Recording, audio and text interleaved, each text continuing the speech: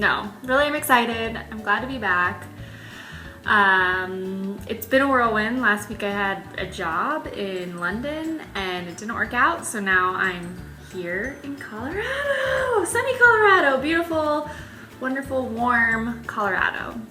So I'm excited to be back and see you guys, and that's exciting. But what am I gonna do with my life? I don't know. So that's still up for debate. So if you have any ideas, let me know.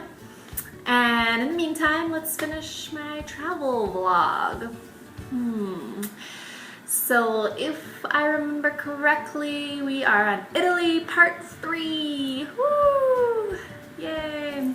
So where I last left you, or really I left my dad at the train station, said goodbye, and moved on with the final installment of my Italy trip. So the next place I went to was La Spezia, and I would go back and see it because I didn't really see it. I walked around a little bit, seemed like kind of a cool city, but really I went there to go to the Cinque Terre, which is Italian for 5 towns. Sure, yeah. Basically, there are 5 towns on the coast, and they're not really towns actually, they're like really small villages, and you just go visit them, and it's all tourism. And if you're not into that, you won't like it. But if you're into hiking, yeah, you can like hike from village to village, and it's supposed to be pretty cool, like 19 miles or something crazy. I don't know, I'm probably making that up, or I'm not, I don't know.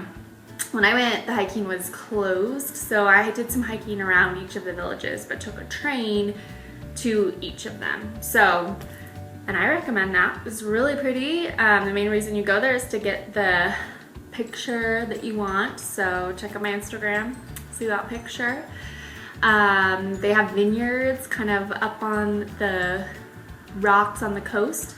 So you try the wine, you do that. And then like any Italian city, you eat the food. So that's what you do. So Cinque Terre, if that's like, sounds like you, I recommend it. So I did that for a couple days, and then I headed to, yes, Florence, which people love. People just like lose their minds about Florence. And I liked it. I did, but you know, I think I missed out a little bit on it, and I don't know if it had to do with the hostel I stayed at.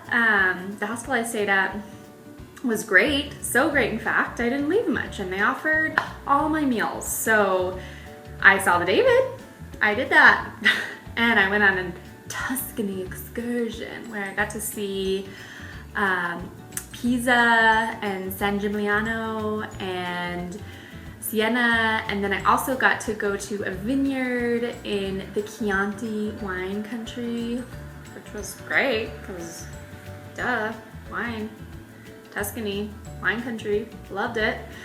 But as far as like mind-blowing, like Florence, best city in Italy, probably is, and I probably missed an opportunity. So bummer, I'll have to go back. That's all that means, right? But I did have a funny story, I forgot. So on my way to Florence, I'm on the train, and my travel days, guys, looked rough. Like my hair is just like messy bun all up in here, no makeup, or yesterday's makeup look kind of, you know, all over. You know, I don't know, just not looking good. I'm like dehydrated, probably a bit malnourished, so I'm a little gray looking. You know, I just, travel days are travel days. So yeah, I looked like rough. Anyway, so I'm on the train, looking rough, in my own world. And this guy just won't stop staring at me, so I keep putting people in between us, and people in between us, and people in between us. And eventually we get off the train, and I think I lose him, and then I turn the corner and oh, there he is, and he's like, hi, can I take you to the coffee? And that's a terrible Italian accent, but he did. He asked me to go to coffee, and I thought no, but then I'm like, I gotta get some Wi-Fi and I need some coffee. So if you want to pay for it, then yeah, let's do this. So we went to a coffee shop and I'm bebopping on my phone, just figuring out the Wi-Fi and where I'm going from the hostel and all that jazz. And he goes up to the bar and comes back and he's like, so I ordered you some red wine. And I was like, oh, this turned into an Italian coffee real quick. So it was great. You know, I mean, we just chatted as much as we could. He didn't know a lot of English. I don't know a lot of Italian. And then it just ended and it was fine. I went along with my day and he went along with his day, and welcome to Florence, Emily. So that's my one quirky Florence story. So after Florence, I headed to Genoa, or Genova, which, hello, why do we call it Genoa when it's Genova? And every sign there says Genova. And really, all over the world, this is true. Why do English speakers have to make towns called something different? Like when you go to Warsaw, Poland, and you get there and all the signs say Warszawa, and you're like, what the heck is Warszawa? And then you're like, oh, it's Warsaw. Listen, I can learn Warszawa. We can all learn Warszawa if that's what the city's called. Why do we have to have these names that don't... Yeah, if you know, can you reach out and let me know so I'm not a naive, uneducated person? I'd love to know, so let me know. So anyway, Genoa, woo! Loved it. It's actually my favorite city in Italy. It is a port city. It's coastal and beachy and tropical, but it's also like a big city and lots of diversity and culture and fun and great people. So yeah, I don't know why I liked it. The city's parks, the parks in the city were fantastic. The architecture, the food, if you like pesto, this is the city that you go get the pesto. My one quirky, weird story for that town was when I was signing up for my hostel on Hostelworld, I was reading one of the reviews and this woman was like, such an unsafe city, like don't go out at night, just totally dangerous. And I'm like, oh, okay, well, I'll be careful. And then I'm like reading further down and reading more about the hostel, and then on the hostel they're like, lockout is at 1 a.m. So if you're gone, like that's it, like you just can't get in. And all of a sudden I'm thinking, dangerous at night, lockout at 1 a.m. What happens? Is it like the purge? Did I sign up for the purge and I don't know it? I don't know. I didn't stay to find out, which missed opportunities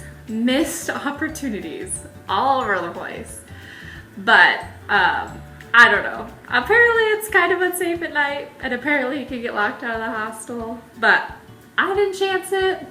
If you want to, I'll give you the rec and you can go and check it out for yourself if you were ever interested in such an adventure.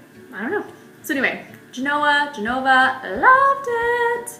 And then I went to Sardinia, which, what? It's an island off Italy. You probably know that. Maybe you don't, I don't know. Anyway, I went there to just hopefully get down to Sicily, but it was kind of a bust, man. Like, what? Where am I? Anyway, yeah, so it was kind of a bust because something about Italy and Europe is there are seasons in which things function and happen and seasons where they don't. It's the off season, which we kind of have that here. But you'd think something like a pink beach that you see everywhere on Pinterest that's in Sardinia would be an all the time thing, but it's not. It's not. So that pink beach that I went to see, I didn't see. So, but I eventually got to the capital of Sardinia and it was great. So, I mean, if you're gonna go to the capital, okay? So if you remember, I was talking about a little travel pickle at the end of my Italy trip, which foreshadowing, this is kind of why I'm in Colorado right now. So here's the story. I'm in Sardinia and I'm trying to get to Sicily, and online it says that the ferries run every single day to get down there, and then from there you can get back up to Croatia, or you can go back to Italy or whatever, right? So I'm like, cool. So I get there and I go to find the ferry, and they're like, oh, remember that off-season thing? We only run the ferry on Sundays, and at this point it is Monday, and I'm like, okay, I gotta be in Croatia before that because I'm working on a sailboat, so it's not gonna work for me. So I was freaking out. I'm like, I'm stuck on an island. What am I gonna do? I still want to get to Sicily. My sailboat trip doesn't start yet, so I have like nowhere to go or nothing to do. And so I did all this research and pulling my hair out, and my face broke out, and I have some streaky. Oh, look at there. Got a streak, a gray streak. So yeah, eventually I had to find a plane ticket to fly to Switzerland. So up to go back to Croatia, and it was like $200, and I'm like, ugh, poor planning on my part, or just lack of information on the internet, I don't know. But anyway, a little foreshadowing, because that's kind of how I found myself in London. Like, what am I gonna do next? Guess I better go home because I don't know. So anyway, that was my Italy conclusion and thoughts on Italy. Well, it's one of those cities where, it's a whole country. It's one of those countries where there are some bones and there is a lot of meat, and you gotta spit out the bones to enjoy the meat. What does that mean, you ask? Well, as a solo female traveler, it's not the most enjoyable, and maybe it's personal because the men there are pretty aggressive. They are, and they're catcalling and talking at you, and you're just like, do. So I get my headphones in, and I try my damnedest to get my resting bitch face on. But we all know I don't have that. When I feel uncomfortable, I'm smiling and I'm laughing, and that is the wrong thing to do, guys. It is. Like, it's inviting. People think friendly, and I am friendly-ish, but yeah, just constantly just deflecting unwanted attention and watching your stuff because there's so many tourists and everything. So it's a couple bones, but a lot of meat. Like, you gotta see the Colosseum, you gotta see Venice, you gotta eat the food, you gotta get to Genoa, so definitely go to Italy. I look forward to going back. I would love to have a friend or family member or companion to go with me. I think I would enjoy it more.